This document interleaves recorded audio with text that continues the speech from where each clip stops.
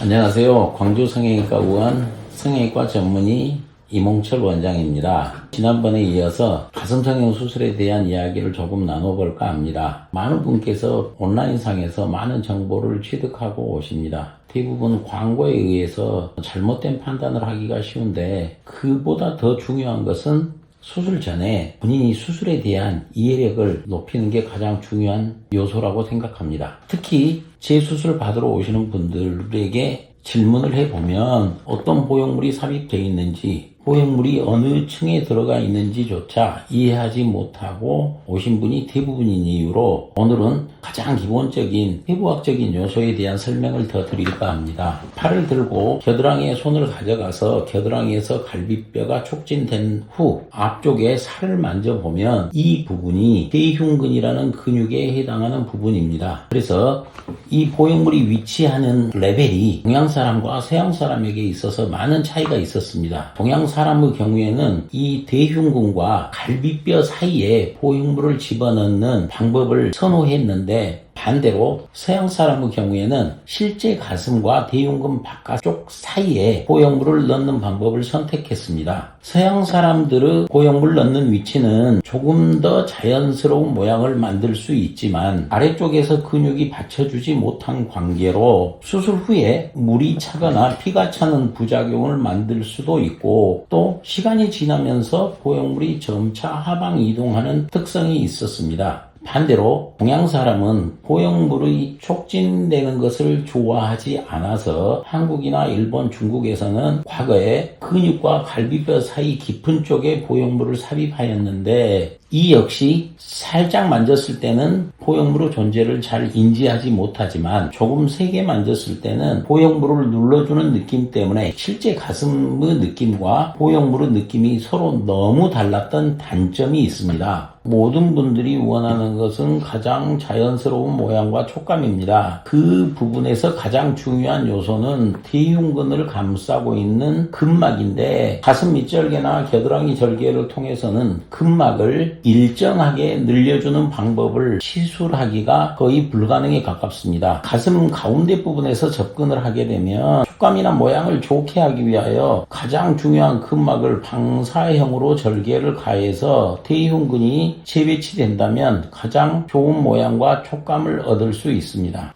한 가지 덧붙여 가슴 보형물도 제가 수술을 집도한 30여 년간 많은 변화를 겪어왔습니다. 초창기 보형물의 경우라면 일반적인 실리콘 껍질에 실리콘 젤을 넣었고, 그 당시 제조사는 가장 안전하다고 했지만 시간이 지나면서 보형물이 파열돼서 안에 있는 실리콘 젤이 누출되는 경우가 생겨 미국 식약청에서 금지한 이후로 미국, 일본, 한국은 식염수백을 사용했는데 파열에는 안전하지만 굉장히 딱딱한 돌 같은 촉감 때문에 문제가 됐었고, 반대로 유럽의 경우에는 유방암이나 자가 면역 질환과 크게 관련이 없다고 하여 계속 초창기 보형물을 사용해 왔고, 지금으로부터 약 20여 년 전에는 코젤백이라고 알려져 있는 영어 표현으로 코히시브, 즉 엉겨있는 보형물이 파열되더라도 안에 있는 실리콘 젤이 누출되지 않는다라는 백을 사용했는데, 당시에 가장 큰 회사의 보형물에서도 문제가 유발되기도 했습니다. 국내에 사용되는 보형물은 3가지 종류가 있지만 보형물이 100% 안전합니까? 라는 질문에는 저 역시 100% 안전하다고 대답할 수 없습니다.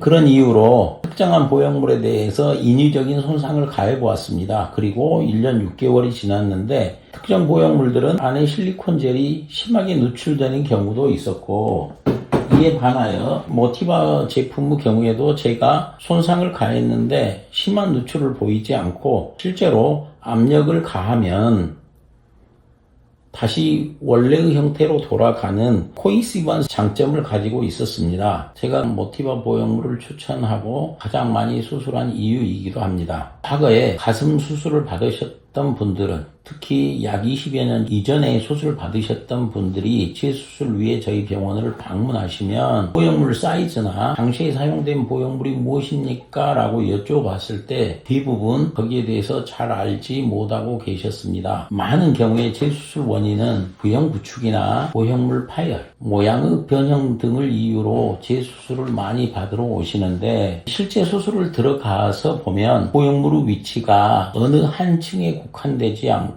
아주 수술 당시에 서툰 수술, 알 수 없는 보형물, 특히 많이 사용되지 않는 가장 최근에 본 보형물의 종류는 프랑스에서 PIP라는 회사에서 만든 보형물인데 이 보형물의 경우에는 의학용인 실리콘을 사용하지 않고 산업용인 실리콘을 사용해서 정지된 제품인데 그런 제품까지 볼 수 있었습니다. 이분의 경우라면 보형물에 있어서 충전율이 중요한데 그분 몸에서 꺼낸 보형물을 보면 이미 어느 쪽이 푹 들어가 있었고 실제로 꺼낼 당시에는 보형물이 접혀져 있는 상태에서 보형물을 제거했었습니다.